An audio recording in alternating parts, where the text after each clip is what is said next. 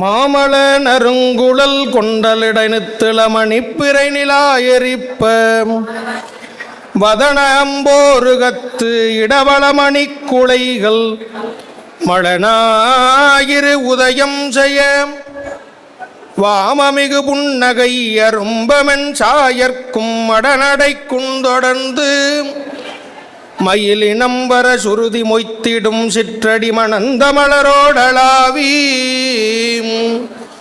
தேமளிசிலம் புகழ் கலின் எனப் பெருந்திருமடந்தாய் வருகவே செய்தவத்தரு முனிவர் மொய்த்தவத்துறையில் வளர் தெய்வத கொடி வருகவே வளரும் கருவினில் வாராமை வேண்டி வளர்த்தவத்தால் கிளரும் கலைவழி யோகம் பயின்று கதிகளங்கி தளரும் உடல் நிலை தத்தளிக்காது தமிழதுவால் உளரும்படிக்கு என்னை வைத்தாய் தவத்துறை உத்தமியே.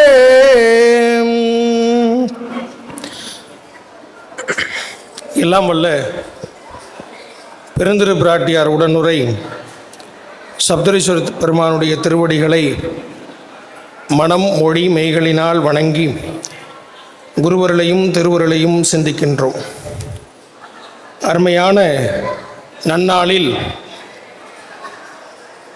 நமது பன்னிரு திருமுறை இசை விழா அறநூல் மன்றத்தின் சார்பாக 21வது ஆண்டு விழாவில் பெரிய புராணத்தை தினமும் மாலையில் நாம் சிந்தித்து வருகிறோம். எந்த முறையும் இல்லாது இந்த முறை இந்த பெரிய புராணத்தை இளம் சிறார்களை வைத்து தொடர்ந்து அவர்கள் பேச சொல்லி இருப்பது கொல்லன் தெருவிலே ஊசி விற்ற கதைதான். இந்த பெருமன்றத்தில் அமர்ந்திருக்கிற பெரியோர்கள் அனைவரையும் தேவாசிரிய மண்டபத்தில் வீட்டிருக்கிற அடியார் பெருமக்களாக எண்ணி உங்கள் அனைவரையும் வணங்கி மகிழ்கிறோம். பெரிய புராணம் உங்களுக்கு புதிது அல்ல. பலமுறை நீங்கள் பல நாயன்மார் வரலாறை கேட்டு அதனை வாழ்க்கையிலே அனுபவிக்கக்கூடிய பெருமக்களாகத்தான் இங்கு பெருவாரியாக இருப்பார்கள். ஏதோ நாம் அறிந்த வகையிலும் நாம் தெரிந்த வகையிலும் நமக்கு தெரிந்த சில கருத்துக்களை உங்கள் முன் வைத்து உரையாற்றலாம் என்று எண்ணுகிறோம். ஏதேனும் சொல் பிழை பொருள் பிழை இருந்தால் உங்கள் வீட்டு பிள்ளையாக எண்ணி பொறுத்தருளுமாறு பணிவன்போடு கேட்டுக்கொள்கிறோம். நமக்கு கொடுக்கப்பட்டுள்ள நாயனார் சரித்திரம் சாக்கிய நாயனாரும் சிறப்புலி நாயனாரும். சேக்கிழார் பெருமான் இந்த பெரிய புராணம் என்கிற பெயரை யார் வைத்தது? திருத்தொண்டர் மாக்கதை என்பதுதான் சேக்கிழார் பெருமான் இதற்கு வைத்த பெயர். பெரிய புராணம் என்கிற சொல்லை சேக்கிழார் பெருமான் இந்த நூலுக்கு வைக்கவில்லை. யார் பெரிய புராணம் என்று வைத்தது? அளவிலே பெரிதாக இருப்பதால் அது பெரிய புராணமா? இல்லை. பெரியவர்களை பற்றி பேசுவதால், பெரியவர்கள் விடயங்களை சிந்திப்பதால் இது பெரிய புராணம். யார் பெரியவர் என்று கேள்வியை வள்ளுவர் பெருமானிடம் கேட்டால் அவர் சொல்லுகிறார், செயற்கரிய செய்வார் பெரியர். யார் செயற்கரிய செயல்களை செய்யக்கூடியவர்கள் என்றால் அவ்வை சொல்லுகிற ஒரு பாடல் நமக்கு நினைவுக்கு வருகிறது. பெரியவர் யார் என்ற கேள்வியை ஔவையாரிடம் ஒரு மன்னன் கேட்கிறான். அதற்கு ஔவை ஒரு காட்டுக்குள்ளாக அந்த மன்னனை அழைத்து செல்கிறாள். அழைத்து சென்று அவள் முதலாவதாக காட்டுகிற மரம் பலாமரத்தை பார் என்று காட்டுகிறார். இந்த மரத்தினுடைய இயல்பு என்ன தெரியுமா என்று கேட்கிறார். அதற்கு அவன் தெரியவில்லை என்று சொல்லுகிறான். உடனே ஔவை சொல்லுகிறாள், பலாமரத்திலே பூ பூக்காது, ஆனால் நேரடியாக பிஞ்சு வந்து அது காயாக மாறிவிடும் என்று சொல்லுகிறார். இன்னும் சற்று தூரம் நடந்து கூட்டி போய் அடுத்ததாக ஒரு பெரிய மரத்தை காட்டுகிறார். அடே, இது என்ன மரம் என்று உனக்கு தெரிகிறதா?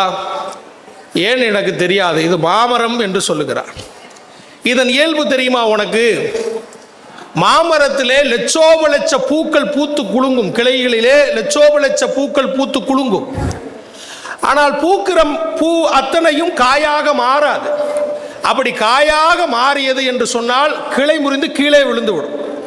பூக்கிற பூவெல்லாம் பூக்காது, சில பூக்கள் உதிரும், சில பூக்கள் காயாக மாறும். இன்னும் சற்று தூரம் நடந்து போகலாம் வா என்று அழைத்து போகிறாள். மீண்டும் ஒரு மரத்தை காமிக்கிறார். இது என்ன மரம் என்று உனக்கு தெரிகிறதா? எனக்கு தெரியவில்லை என்று அவன் சொல்லுகிறான். இதற்கு பெயர் பாதிரி மரம் என்று பெயர். மரம் முழுக்க பூத்திருக்கிறதா? ஆம், பூத்திருக்கிறது.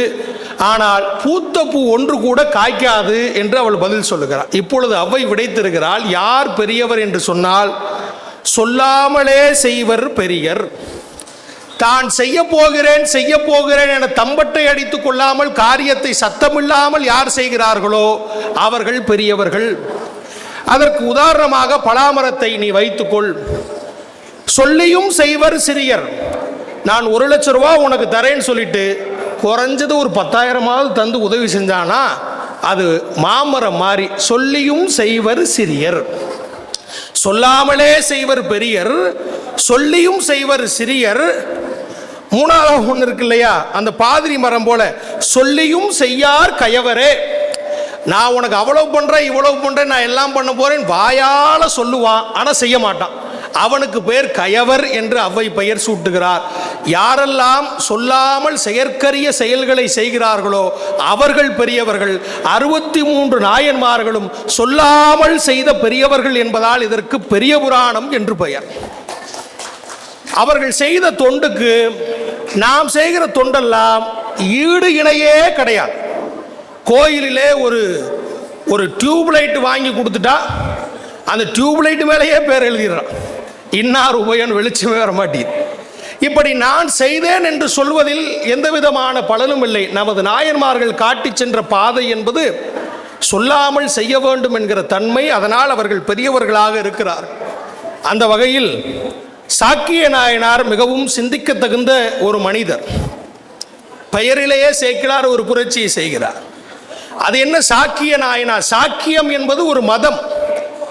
இன்றைக்கு எந்த கிஃப்ட் கடைக்கு நீங்கள் போனாலும், பரிசு பொருள் வாங்க போனாலும், எதிர்த்தாப்புல முதல்ல உட்கார்ந்துருக்கிறது புத்தர் தான் உட்கார்ந்துருப்பார். நீங்கள் எந்த பரிசு கடைக்கு, பிறந்த நாளுக்கு பரிசோ கல்யாணத்துக்கு பரிசோ எது ஒரு கிஃப்ட் ஷாப்பில் போய் ஏதாவது வாங்கணும்னா நம்ம நாயன்மார்கள்லாம் அங்கே உட்காந்துருக்க மாட்டாங்க, நம்ம நால்வர் இருக்க மாட்டாங்க.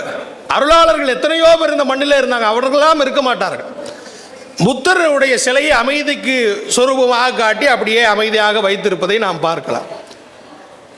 அப்படி சாக்கிய மதமான பௌத்த மதத்தை பின்பற்றுகிற ஒரு அடியாருடைய வரலாற்றை நமது 63 வரலாற்றிலே சேர்த்து சேக்கிழார் பெருமான் புரட்சி செய்து காட்டியிருக்கிறார். என்ன என்றால், நம்முடைய பெருமையை நாம் சொல்வதை காட்டிலும் வேற்று மதத்தவர்கள் நம் பெருமையை சொல்வதில்தான் பெருமை இருக்கிறது. சாக்கிய நாயனார் அந்த வகையிலே மாற்று சமயத்தில் இருந்து இந்த சமயத்தினுடைய உண்மைகளை சொல்ல வந்த ஒரு புரட்சியாளர். அந்த வகையில் வார்கொண்ட வனமுலையார் உமைப்பங்கன் கடலே மறவாது கல்லெறிந்த சாக்கியர்க்கும் அடியே. இவரை அறிமுகப்படுத்துகிற போதே சேக்கிழார் பெருந்தகை சொல்லுகிறார், தாளாளர் திருசங்கமங்கையில் தகவுடைய வேளாளர் குலத்துதித்தார். நாயனார் பிறந்த ஊர் திருசங்கமங்கை என்கிற ஊரிலே, காஞ்சிபுரத்துக்கு பக்கத்திலே இருக்கிற திருசங்கமங்கை என்கிற ஊரில் வேளாளர் குலம் என்பது தாளாண்மை மிக்க வேளாளர் குலத்திலே அவர் பிறந்தார் என்று சொல்லுகிறார். தாளாண்மை மிக்க வேளாளர் என்று சொன்னால் முயற்சி உடைய வேளாளர்கள், என்றைக்கும் தொடர் முயற்சியில் ஈடுபடக்கூடிய வேளாளர்கள். அவர்கள் உழவு தொழில் செய்து உலகத்தை வாழ வைக்க உய்ய வைக்க வந்தவர்கள் என்பதை காட்டுவதற்காக சேக்கிழார் சொல்லுகிறார், தாளாண்மை மிக்க வேளாளர் குலத்திலே பிறந்த நாயனார். ஒரு அறிவு தேடல் இருக்கிறது. இன்றைக்கும் சோழ நாடு சோறுடைத்து, பாண்டிய நாடு முத்துடைத்து, சேர நாடு வேளமுடைத்து, தொண்டை நாடு சான்றோர் உடைத்து. தொண்டை நாட்டில்தான் அறிவினுடைய தேடல் நிறைய இருக்கும். அந்த வகையிலே நமது சாக்கிய நாயனாருக்கும் அறிவினுடைய தேடல் தொடர்ந்து இருந்து கொண்டே இருக்கிறது. சமய உண்மைகளை தெரிந்து கொள்ள வேண்டும் என்ற ஆர்வம். அதனால் திருசங்கமங்கை என்கிற ஊரில் இருந்து பக்கத்து இருக்க ஊரிலே காஞ்சிபுரத்திற்கு வருகிறார். காஞ்சிபுரத்திலே ஏராளமான பல்கலைக்கழகங்கள் இருந்தது. சமணத்திற்கென்று ஒரு பல்கலைக்கழகம், பௌத்தத்திற்கென்று பல்கலைக்கழகம். இதற்கு ஆதாரமாக யுவான் சுவாங் என்கிற சீன அறிஞன் இந்த நாட்டிற்கு வருகிறார். ஆயிரக்கணக்கான சமணர்கள் இங்கே வாழ்ந்ததாகவும், ஆயிரக்கணக்கான அவர்கள் பள்ளிக்கூடங்களை, கல்வி சாலைகளை இங்கே வைத்து நடத்தியதற்கான ஆதாரங்களை சீன தேசத்திலிருந்து வந்த யுவான் சுவாங் பதிவு செய்கிறார் என்று சொன்னால், அந்த பல சமயங்கள் ஒருங்கிணைந்து இருக்கக்கூடிய அந்த ஊருக்கு அவர் வருகிறார். வருகிற போதே சேக்கிழார் பெருமான் இவருக்கு ஒரு அடையாளத்தை சொல்லுகிறார். என்ன? கோளாகி பல்லுயிர்க்கும் அருளுடையராகி கெடுமி நீளாது பிறந்திருக்கும் நிலை ஒளிவேன் என நிற்பார். இவரை அறிமுகப்படுத்துகிற போது சொல்லுகிறார், உலக உயிர்கள் மீது அன்பும் நேசமும் கொண்ட பெருந்தகையாளர் என்று சேக்கிழாருடைய வாக்கு. மனிதன் மனிதன் மீது செலுத்துவது மனித நேயம், மனிதன் சகல ஜீவராசிகள் மீது செலுத்துவது ஆன்ம நேயம். வள்ளல் பெருமான் தான் பாடுவார், ஒத்தாரும் உயர்ந்தாரும் தாழ்ந்தாரும் எவரும் ஒருமை உளராகி உலகியல் நடத்தல் வேண்டும். ரொம்ப தெள்ள தெளிவாக சொல்லுகிறார். ஒத்தார், உயர்ந்தார், தாழ்ந்தார். ஊர்நடிகளாக இதை அழகாக அப்படியே கொஞ்சம் ஆங்கிலப்படுத்தி சொல்லும் போது சொல்லுவார், upper class, middle class, low class என்று பார்க்காமல் அனைவரும் ஒத்தார் என்று யார் பார்க்கிறானோ அவன் இந்த சமயத்திற்கு உட்பட்டவன் என்று கருத்தை அவர் முன்வைப்பார். அப்படி வள்ளல் பெருமான் சொன்ன கருத்தின் அடிப்படையிலே ஒத்தாரும் உயர்ந்தாரும் தாழ்ந்தாரும் என மனிதர்களிடத்தில் மட்டுமல்ல, அவர் திருவள்ளுவரை நன்கு படித்தவராக இருக்க வேண்டும். அதனால்தான் அறிவு என்பது என்ன என்று திருவள்ளுவர் நாயனாரிடம் கேட்டால் அவர் சொல்லுகிறார், வள்ளுவர் பெருந்தகை சொல்லுகிறார், அறிவு என்பது என்ன? நான் படித்து பட்டம் வாங்குறதா? அறிவினுடைய பயன் என்ன? அறிவினால் ஆகுவது உண்டோ பிரிதின் நோய் தன்னோய் போல் போற்றா கடை. பிரிதின் நோய் தன்னோய் போல் போற்றா கடை. இந்த ஒரு சொல்லாடல் வள்ளுவரை அப்படியே இமயத்திலே வைத்து புகழ்கிறது. பிறரின் நோய் என்று அவர் சொல்லியிருந்தால், ஒரு மனிதனுடைய துன்பத்தை நான் பார்க்கிற போது இந்த உடம்பு துடித்தது என்று சொன்னால் அது பிறரின் நோய் என்று பொருள். ஆனால் வள்ளுவர் பெருந்தகை போடுகிறார், அறிவினால் ஆகுவது உண்டோ பிரிதின் நோய் என்று போடுகிறார். பிரிதின் என்றால் அது அக்ரிணை பொருளுக்கும் உரியது. மனிதன் மட்டுமல்ல, ஜடப்பொருள் அக்ரிணையாக இருக்கிற ஓரறிவு முதல் ஆறறிவு ஜீவராசிகள் அத்துணையும் யார் ஒருவர் சமமாக பார்க்கிற தன்மையில் அதற்கு ஒன்று என்றால் துடித்து போகிற மனநிலை யாருக்கு இருக்கிறதோ அவன் உண்மையான ஆன்மநேய ஒழுக்கம் உள்ளவன் என்பது பொருள். அப்ப வள்ளுவர் பெருந்தகை காட்டுகிற வகையில் யார் ஒருவர் இப்படியெல்லாம் நடந்து கொள்கிறார்களோ நமக்கு ஒரே ஒரு கேள்வி வரும், ஏன் பிறருடைய துன்பத்தை தன் துன்பமாக பார்க்க வேண்டும் என்ற கேள்வி வரும்ல. சார், அவன் கஷ்டப்பட்டா எனக்கு என்ன சார் குறைச்ச? அவனோட துன்பத்தை நான் ஏன் துன்பமா வாங்கிக்கணும் என்ற கேள்வி வருமா வராதா? ஒரு தவறா எடுத்துக்கலன்னு ஒரு கருத்து கூட ஏபிஜே அப்துல் கலாம் இதுக்கு ஒரு விளக்கம் சொல்றாரு. என்ன சொல்றாருன்னா, எப்ப பிறருடைய துன்பத்தை நீங்க பார்க்குறீங்களோ அப்பதான் அதுக்கான தீர்வை நீங்க தேட போவீங்கன்னு சொல்றாரு.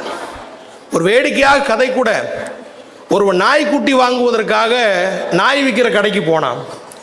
நாய் விற்கிற கடையில் போனோன்னா அங்கே ஒரு நாய் இவன் காலை வந்து அப்படியே நக்கிட்டு வாழை ஆட்டிக்கிட்டு பக்கத்தில் படுத்திருந்தது. கடைக்காரன்ட்ட கேட்டான், உனக்கு எந்த நாய் வேணும், எது வேணா எடுத்துக்கோன்னு சொன்னோன்னே அவன் சொன்ன, என் காலுக்கு அடியில் இருக்கிற இந்த நாய் எனக்கு கொடுங்க அப்படின்னா. அந்த நாய் விற்பனைக்கு இல்லை, உனக்கு அந்த நாயை நான் தரமாட்டேன் என்று கடைக்காரர் சொல்கிறார். இல்லை இல்லை, எனக்கு அந்த நாய் தான் வேணும், எனக்கு அந்த நாயை கொடுங்க. மறுபடியும் அவன் போராடி எனக்கு அந்த நாய் தான் வேணுங்கிறான். ஏன் அந்த நாய் வேணும், இப்படி அடம் பிடிக்கிறிய? அது வேணாம்ப்பா, அது ஒரு கால் ஊனமுற்ற நாய், அதை வாங்கிட்டு போய் எந்த பிரயோஜனமும் உனக்கு இல்லை, உன் கூட விளையாடாது, உன் கூட சாப்பிடாது, எதுவுமே செய்யாது, அது பாட்டு கடந்துட்டு போகுது, நீ போ அப்படின்னு சொல்லி சொன்னோன்னே, இல்லை எனக்கு அதை கொடுங்க, நாங்கள் எதையும் சும்மா தரதில்லை, இவ்வளோ அடம் பிடிக்கிறதுனால அந்த நாயெல்லாம் 100 ரூபானா இந்த நாய் 50 ரூபாய்க்கு தரேன், வாங்கிட்டு போறியா? சரி என்று 100 ரூபாயே அந்த பையன் என்ன பண்ணுறான், தன் பாக்கெட்லேருந்து எடுத்து அந்த நாய்க்கெல்லாம் என்ன வேலை இருக்கோ அதே விலையை இந்த நாய்க்கு கொடுத்து 100 ரூபா கொடுத்து எனக்கு நாயை கொடுங்குறான். கடைக்காரர் சிரிச்சுட்டே கேட்குறான், நீ பைத்தியமா? அது எதுக்கும் பிரோஜனம் இல்லாத நாய்ங்கிற, நீ அந்த நாயை போய் வாங்கணும்னு நினைக்கிறிய?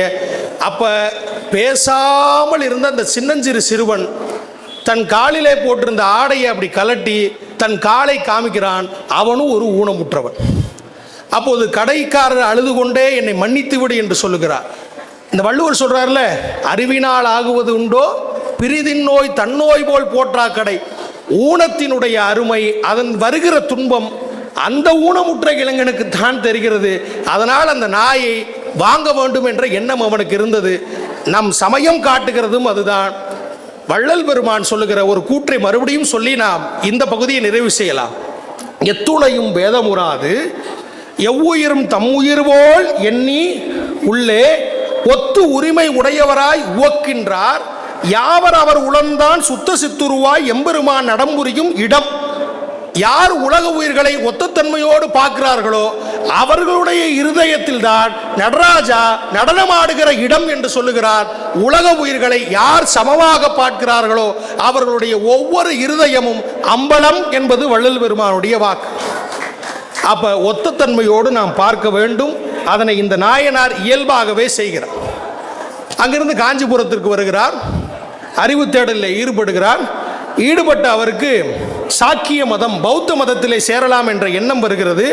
அந்த பௌத்த மதத்திலே சேருகிறார். அப்பொழுது அங்கு உள்ள இப்போ நம்மளை போல சாக்கிய மதத்தை சேர்ந்தவங்களுக்கு 12 திருமுறை சைவ சித்தாந்த 14 சாத்திரம்லாம் இல்லை.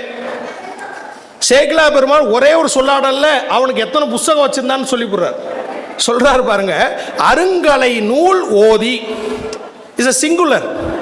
அருங்கலை நூல் ஓதி, அருங்கலை நூல்கள் ஓதி அல்ல, அருங்கலை நூல் ஓதி என்றால் அவனிடம் இருந்தது ஒரே ஒரு புத்தகம்.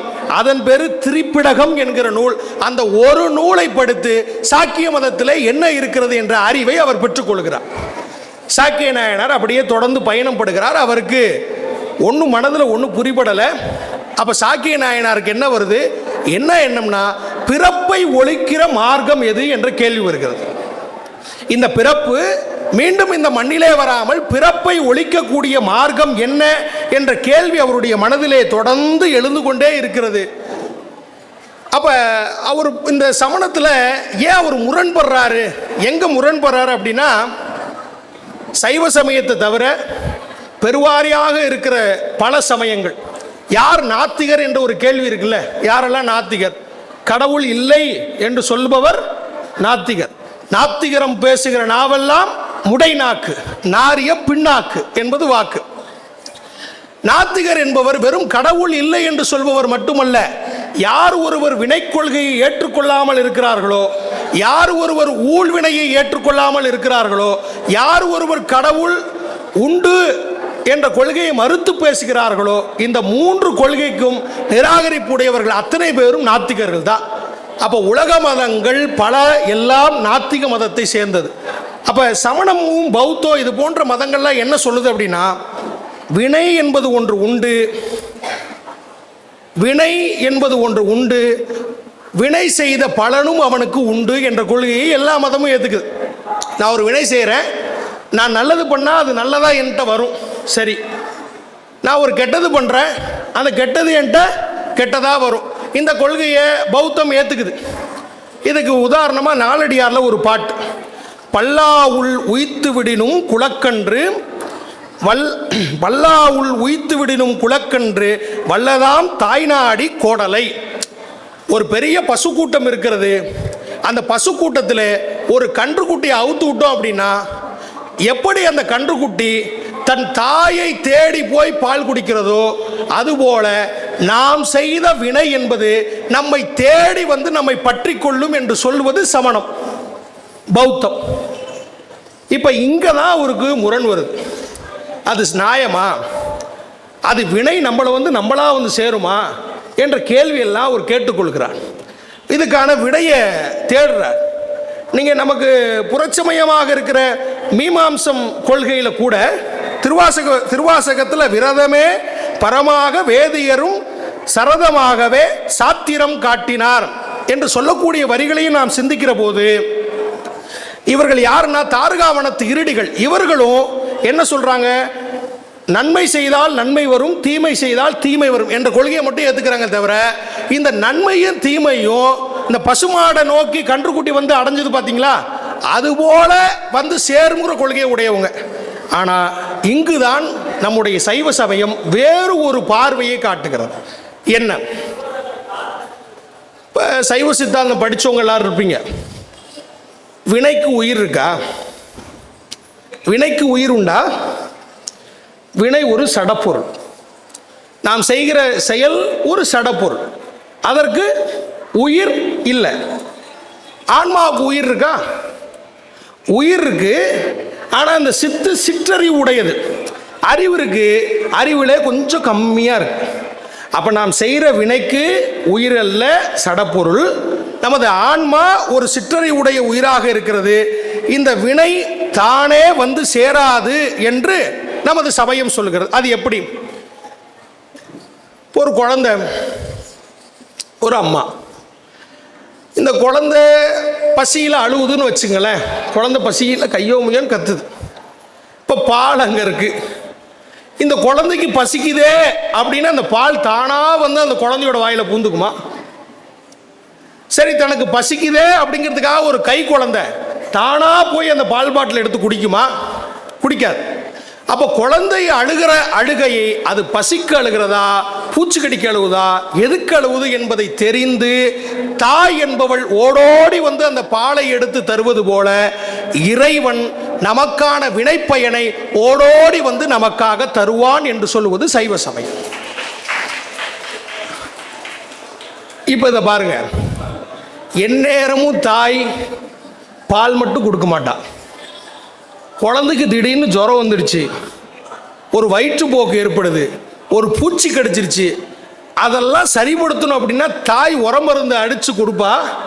அரைச்சி கொடுக்குற மருந்து இருக்க தித்திப்பாக இருக்கும், கசப்பாக இருக்கும்.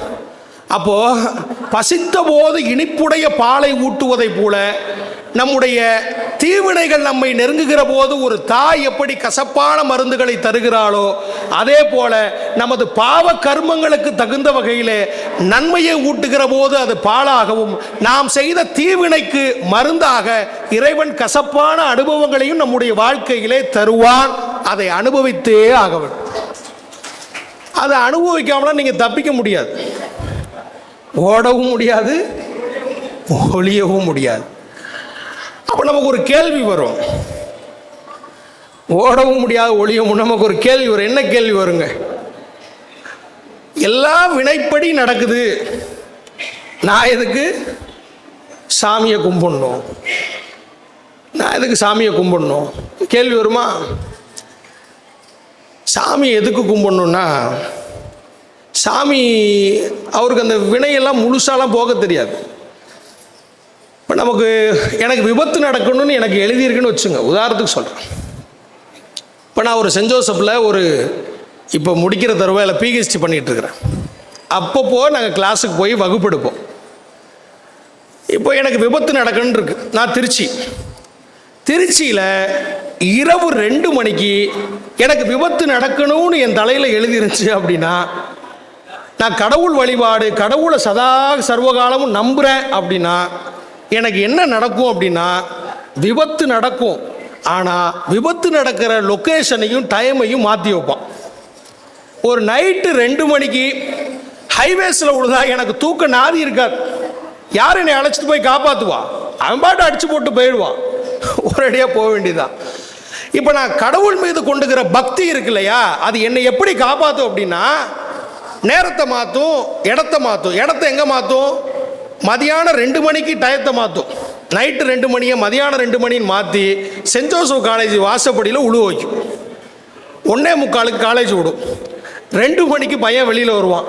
ஐயோ, நமக்கு தெரியாதனமாக இந்த ஆள் 4 பாடம் நடத்தியிருக்கான், பாவண்டா துடிக்கிறான், அவனை ஆஸ்பத்திரிக்கு கூட்டு போய் காப்பாற்றுவான். இந்த வேகத்தை குறைக்கிற பணியை கடவுள் நமக்காக செய்து தருவான் என்பது சத்தியம். இது நமது சைவ சித்தாந்தம் கூறுகிற உண்மை. அதுபோல ஒரு தாய் எப்படி பசியாட்டுவதை போல, அந்த குழந்தைக்கு வந்த நோயை போக்குவதை போல இறைவனும் நமக்காக பசியையும் ஆற்றுவிப்பான். சில நேரங்களில் அறக்கரணையோடு நடப்பான், சில நேரங்களில் மரக்கரணையோடு நடப்பான். இதை பட்டினத்து சுவாமி தான் சொல்லுவார். ஊட்டுவிப்பானும் உறங்குவிப்பானும் இங்கு ஒன்றோடு ஒன்றை மூட்டுவிப்பானும் முயங்குவிப்பானும் முயன்ற வினை காட்டுவிப்பானும் இரு வினை பாச கயிற்றின் வழி அறம் பாவம் என்னும் அருங்கயிற்றால் கட்டி என்று மணிவாசகர் சொல்வாரே, அதுபோல கயிற்றின் வழி ஆட்டுவிப்பானும் ஒருவன் உண்டே. யாரவ? தில்லை அம்பலத்தே நடராஜா நம்ம எல்லாத்தையும் நம்ம பாவ கர்மத்துக்கு தகுந்தாப்புல ஆட்டி வைக்கிறான். இந்த உண்மையை நமது சைவ சித்தாந்தம் தான் சொன்னது. இந்த உண்மையை சாக்கிய நாயனார் புரிந்து கொள்கிறார். அதனை சேக்கிழார் பெருமான் ஒட்டுமொத்த சைவ சித்தாந்தத்தையும் வடித்து ஒரு 4 வரியிலே சூத்திரமாக நமக்கு தருகிறார். என்ன அந்த பாடல்? இந்த ஒட்டுமொத்த சாக்கிய நாயனார் வரலாற்றிலேயே மறக்கக்கூடாது, எல்லாரும் படிக்க வேண்டிய பாடல் இந்த ஒரு பாடல். செய்வினையும் செய்வானும் அதன் பயனும் சேர்ப்பானும்.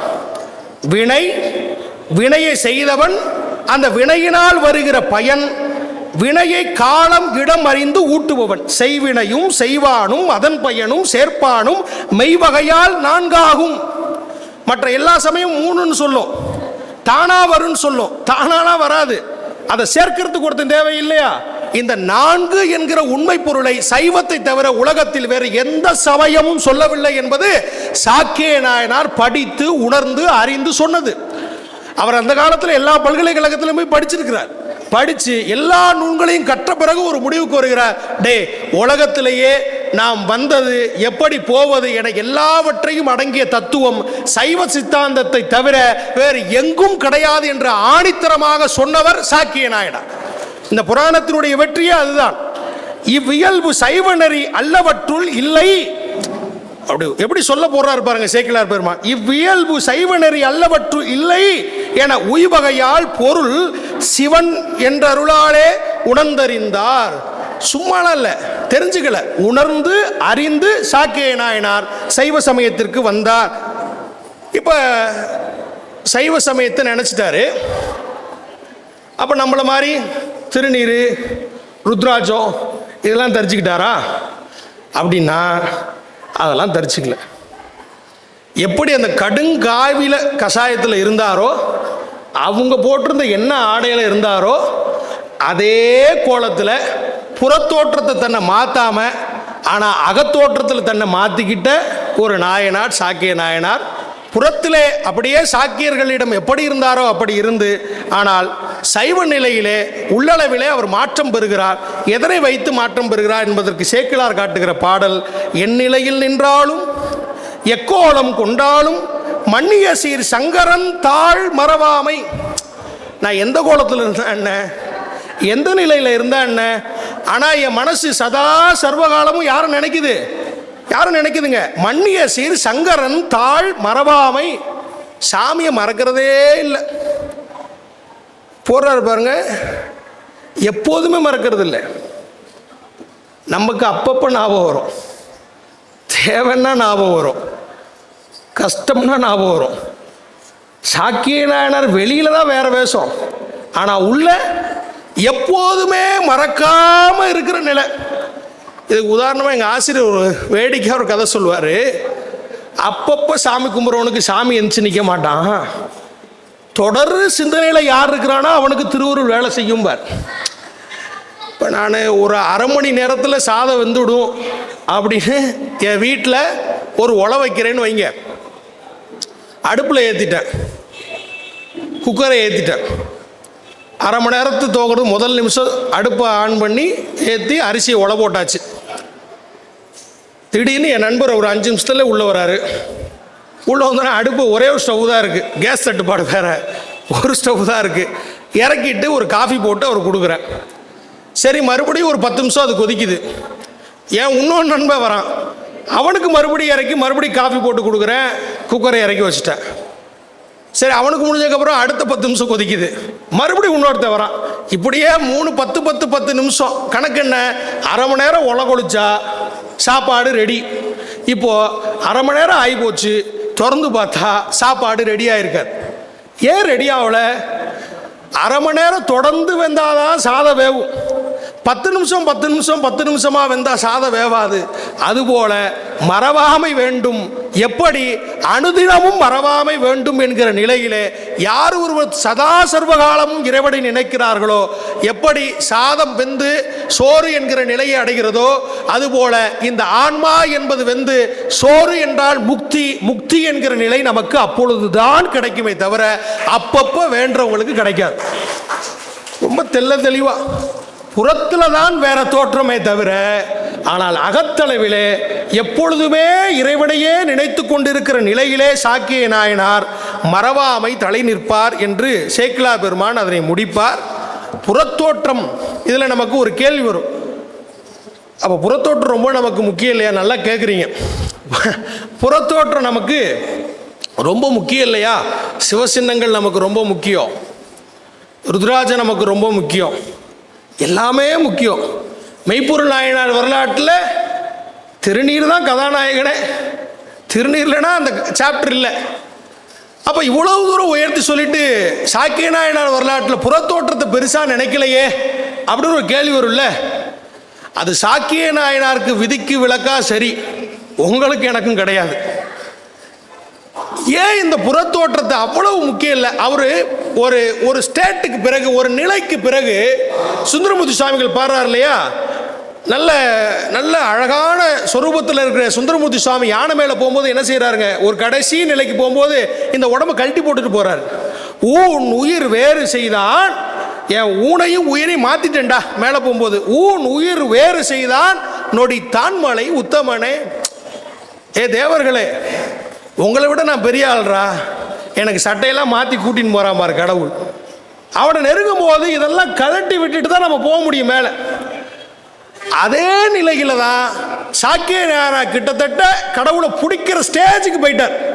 அப்போ இந்த சின்னங்கள்லாம் அங்கே தேவைப்படாது. அப்போ சாக்கிய நாயனார் நெருங்குகிறார். புறத்தோற்றம் என்பது அவ்வளவாக அந்த நிலையிலே குறிப்பிட்டு இங்கு சொல்லப்படவில்லை. உதாரணமாக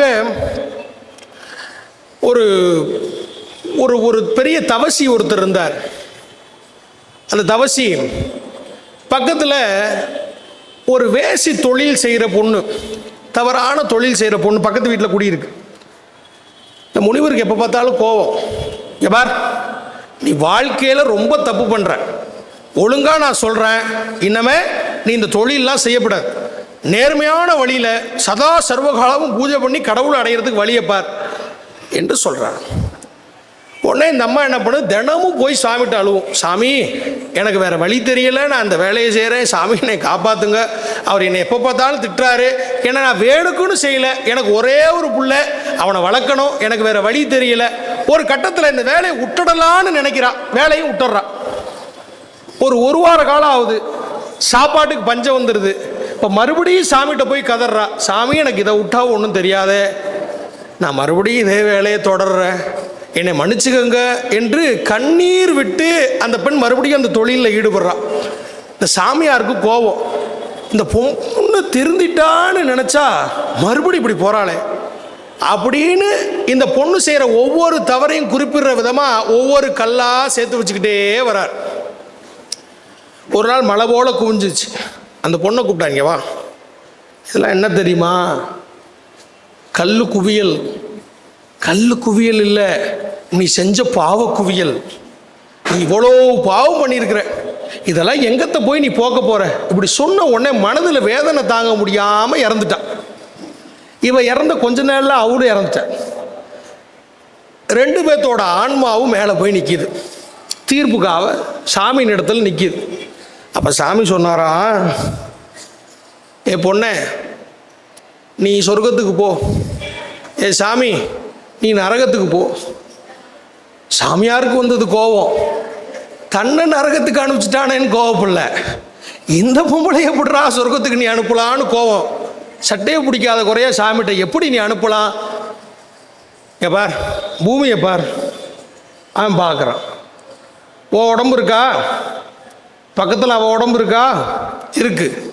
ஓ உடம்புக்கு எவ்வளோ மரியாதை கிடைக்குது பார், பூவும் மாலையும் போட்டு உன்னை ஜெகஜோதியாக கொண்டுட்டு போகிறாங்க பார், கீழே பார், நல்லா பார், கொண்டு போகிறாங்களா? அவள் உடம்பு பார், யாராவது மதிக்கிறானா? ஒருத்தனும் மதிக்க மாட்டான். ஒரு நாய் பேய் கூட சீண்ட மாட்டுது பார், அவள் உடம்புக்கு அங்கே மரியாதை இல்லை. இப்போ சாமி சொல்கிறாரு, நீ புறத்தில் பூஜை செஞ்சடா, எப்போ பார்த்தாலும் மணி அடித்த, பொங்க சொர வச்ச, எல்லாம் பண்ண, சரியாக பண்ண, திருநீர் பூசுன, எல்லாம் செஞ்ச. ஆனால் மனதளவில் நீ அவன் என்ன பண்ணுறான்னு மட்டும்தான் பார்த்துக்கிட்டு இருந்தே தவிர என்ன நீ பார்க்கலையே. உடனே அவளை சொன்னான், அவள் உடம்புல சுத்தம் இல்லாதவ தான், ஆனால் டெய்லி என்கிட்ட வந்து அழுதாடா, என்னை நினச்சி அழுதா, என்னை இந்த நிலைமையில் வச்சுட்டியேன்னு நினச்சி அழுதா, என்னை நினச்சி உருகுனா. மனதளவினால் அவள் தூய்மையானவள், புறத்திலே அவள் அசுத்தமானவள். மனதளவிலே தூய்மையான அவளுக்கு மேலே சொர்க்கம், உடலளவிலே தூய்மையான உனக்கு கீழே மரியாதை, மனதளவிலே சுத்தம் இல்லாத உனக்கு மேலே இடம் கிடையாது, மறுபடியும் கீழே போன்னு அனுப்பிச்சு வச்சிட்டார். சாக்கிய நாயனாரும் அந்த நிலையில்தான், எல்லாவற்றையும் கடந்த நிலையிலே புறத்திலே ஒரு தோற்றமாக இருந்தாலும், சாக்கிய மதத்தை தன் மேலே தரித்து கொண்டாலும், மனதளவிலே சதா சர்வகாலமும் இறைவனையே எண்ணி இருக்கிறார். அதனால் இங்கு வருகிறார். நம்முடைய வெற்றியே பிற சமயத்தவர்கள் நம் கருத்தை ஒப்புக்கொண்டு போற்றுவதுதான். ஒரு மாபெரும் அறிஞர் ஜியு போப் என்கிற ஒரு அறிஞர் இங்கு இருந்தார். திருவாசகத்தை ஆங்கிலத்தில் மொழிபெயர்த்தார். ஆங்கிலேயர்களுக்கு கடிதம் எழுதுகிற போது திருவாசகத்தை மேற்கோள் காட்டுவார். உங்களை கவர்ந்த ஒரு வரி என்ன என்று கேட்கிறார்கள். அதற்கு அவர் சொல்லுகிறார், இமைப்பொழுதும் என் நெஞ்சில் நீங்காதான் தாழ்வாழ்க. இந்த ஒத்த வரி என்னை உருக்கிடுச்சுன்னு சொல்லுவார். சொல்லிட்டு அவர் கடிதம் எழுதுகிற போதெல்லாம் திருவாசகத்தை காட்டுகிற போது அப்படியே தாரத்தாரையாக கண்ணீர் பட்டு அந்த காகிதம் நனைந்து போயிருக்குமாம், அங்கும் இங்கும் எழுத்துக்கள் அழிந்து போயிருக்குமாம். ஜி போப் என்ன நினைப்பார் என்றால், இந்த எழுத்து எல்லாம் சரி செய்து நாம் எழுத வேண்டும் என்று எண்ணுகிற போது அவர் மனம் இடம் கொடுக்கவில்லை. குறிப்பு என்று போட்டு நண்பருக்கு கடிதம் எழுதுகிற போது எழுதுகிறார், திருவாசகத்தினுடைய வரிகளை காட்டுகிற போது வந்த கண்ணீருக்கும் மகத்துவம் உண்டு, அதனால் அந்த எழுத்தை நான் மீண்டும் எழுதாமலே அனுப்பி வைக்கிறேன், புரிந்து கொள்க என்று எழுதுவார்.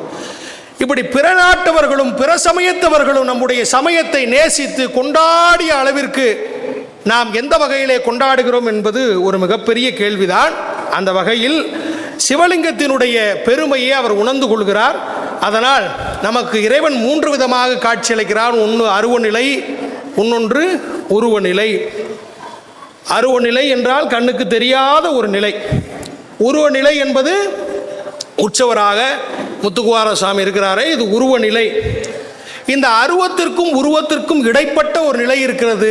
இந்த அருவமும் உருவமும் தோன்றுவதற்கு ஒரு நிலை காரணம். அந்த நிலைக்கு பெயர் அரு உருவ நிலை. அதுதான் லிங்கத்தினுடைய வடிவம். இந்த சோதி என்கிறது ஆன்மா. உயிருக்குள் உயிராக அருள் நிலையிலே சிவஜோதி என்பது எரிந்து கொண்டிருக்கிறது. இதற்கு இடையில்தான் இந்த நமது உயிருக்கும் சிவஜோதிக்கும் இடையிலே ஒரு நிலை இருக்கிறது. அருள் என்கிற ஒளி, ஆன்மஜோதி, அருட்சோதி, சிவஜோதி என 3ம் கலந்த வடிவம்தான் லிங்கத்தினுடைய வடிவம் என்கிற உண்மையை சாக்கிய நாயனார் புரிந்து கொள்கிறார். லிங்கம் என்பதற்கு சொல்லை பிரித்து பார்த்தால் லிங் கூட்டல் கம் என்று பிரிக்கலாம். லிங் என்றால் தோற்றம் என்று பொருள், கம் என்றால் ஒடுக்கம் என்று பொருள். தோற்றத்தையும் ஒடுக்கத்தையும் ஒரே சொருவ நிலையிலே வைத்திருக்கிற ஒரு உன்னதமான வடிவம் இந்த அருவுருவமான சிவலிங்கம் என்பதை சாக்கிய நாயனார் உணர்ந்து கொண்டு வெட்ட வெளியிலே இருக்கிற சிவபெருமானை தரிசிப்பதற்காக தேடுகிறார். வெள்ளிடையாக ஒரு சிவலிங்கம் இருக்கிறது. அதை பார்த்த உடனே எப்படி கண்ணப்பருக்கு மனதிலே ஆனந்தம் பொங்கியதோ அதே போலவே சாக்கிய நாயனாருக்கு மனதிலே ஆனந்தம் பொங்குகிறது. என்ன பண்றதுன்னு தெரியல.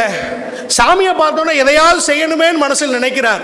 நினைச்ச உடனே அந்த சமயம் அப்போ ஒரு கல்லு கீழே கிடந்தது. அந்த கல்லை எடுத்தார். கல்லை எடுத்து சாமியை வேகமாக அடித்தார். வெளியிலேருந்து பார்க்குறவனுக்கு கல், சாமிக்கு அது பூவா போய் விழுந்துச்சான். கல்லாலே எரிந்ததும் அன்பான படிகானில். அவ எரிஞ்சது கல்லு தான், அவ செஞ்ச செயல் தப்பு தான். ஆனால் எப்படி எரிஞ்சா? கல்லாலே எரிந்ததும் அன்பான படிகானில், அன்பின் இடத்தினால அதை செஞ்சான். அன்பானே படிகானில் வில்வேடர் செருப்படியும் திருமுடியிர் மேவிற்றாள்.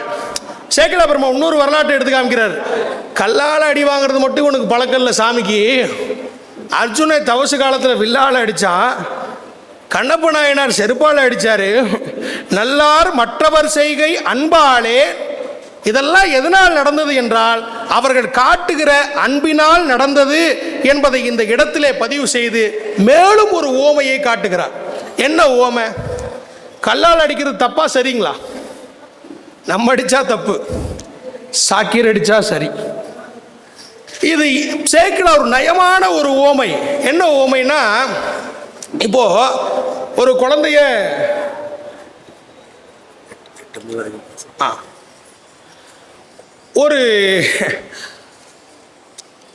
ஒரு நான் பெற்ற குழந்தை இருக்குன்னு வச்சுங்க, குழந்தைய தூக்கி வச்சுருக்கேன் அப்படி. அதுக்கு இல்லை, நான் நடந்த அனுபவத்தை சொல்கிறேனே. எங்கள் தங்கச்சி பையன் இருக்கிறான், அவனை மாமாட்டவா மாமாட்டவா மாமாட்டவான்னு கூப்பிட்றேன். அவன் வச்சான் ஒரு உத நெஞ்சில் அடித்தான், தலையோட ஒரு அடி அடித்தான். உண்மையிலே அடிச்சடி வலிச்சுது. எனக்கு கோபம் தானே வந்திருக்கணும்.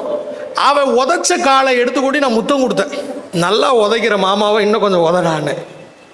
அப்போ இளம் பிள்ளைகள் செய்கிற அந்த துன்பம் கூட ஒரு தாய்க்கோ ஒரு தந்தைக்கோ ஒரு மாமனுக்கோ எப்படி இன்பத்தை தருகிறதோ, தன் பெற்ற பிள்ளை ஒரு கல்லை கொண்டு உன்னை உதைத்தால் எந்த அளவுக்கு மகிழ்ச்சி அடைவானோ, சிவபெருமானும் சாக்கிய நாயனார் எரிகிற போது அந்த இன்பத்தை அடைந்தார் என்று சேக்கிழார் காட்டுகிறார்.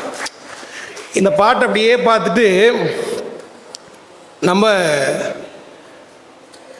பலப்பட்டை சொக்கநாத புலவர் இருக்கிறார்ல, அவருக்கு ஒரு வேடிக்கையாக ஒரு பாட்டு எழுதுவார்.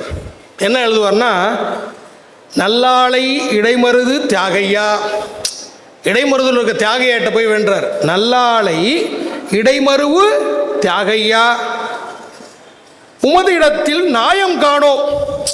உன்ட்ட நியாயமே இல்லைடா, உன்ட்ட நியாயம் இல்லை. சாமிகிட்ட நியாயம் இல்லைன்னு சொல்ல முடியுமா? அவர் சொல்றார், உன்ட்ட நியாயமே காணோம். கல்லாலே எரிந்தோர்க்கும் செருப்படியால் உதைத்தோருக்கும் கடிந்து போரில் வில்லாலே அடித்தோருக்கும்.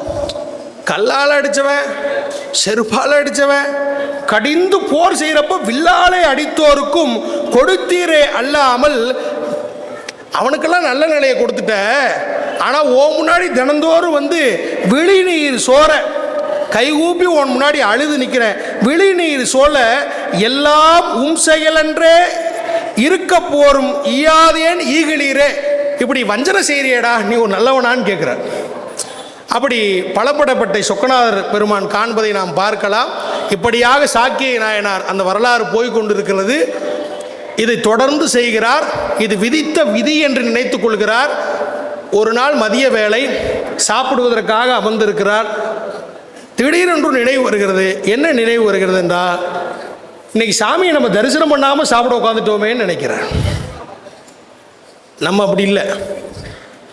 காலையில் சிவபூஜை செஞ்சுட்டு தான் சாப்பிடணுங்கிறது நீதியாக இருந்தாலும், காலைல கொஞ்சம் வெள்ளனா இருந்துச்சுன்னா ஒரு காஃபி கீப்பி சாப்பிட்டு அப்புறம் வேணாம் பூஜை பண்ணிக்கலான்னு நினைப்போம்.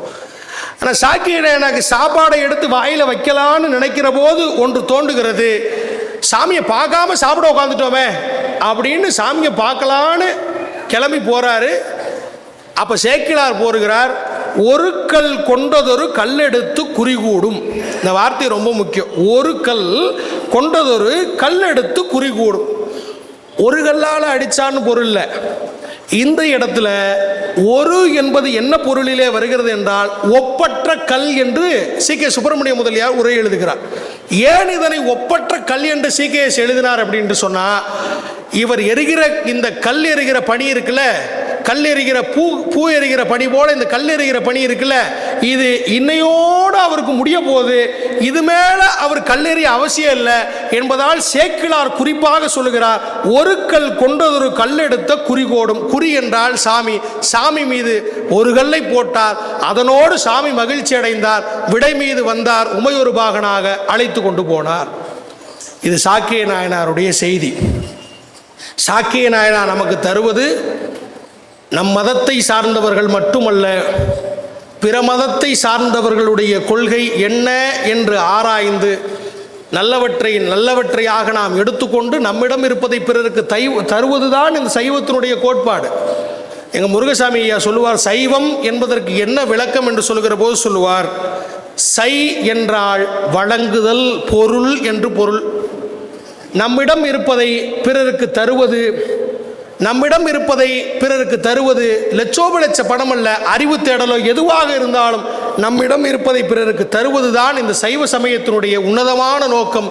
சை கூட்டல் அம் என்று பிரித்தால், அம் என்றால் அழகுபடுத்துவது, பெருமைப்படுத்துவது என பல பொருள்களில் அதனை பொருள் கொள்ளலாம். சைவ சமயமே நம்மிடம் இருப்பதை பிறருக்கு ஈவதுதான். அடுத்தபடியாக சிறப்புலி நாயனார் சேக்கிழார் இருக்காரு.